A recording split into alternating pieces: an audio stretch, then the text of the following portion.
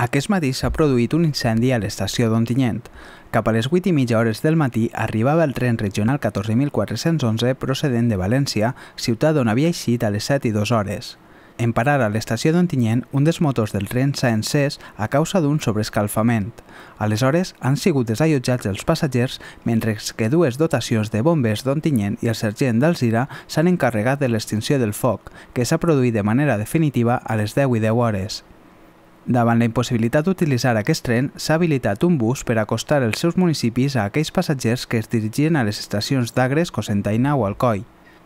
Per la seva banda, el tren ha sigut apartat per procedir a la seva reparació sense que obstaculitzara les vies. Així, el servei ha continuat operatiu.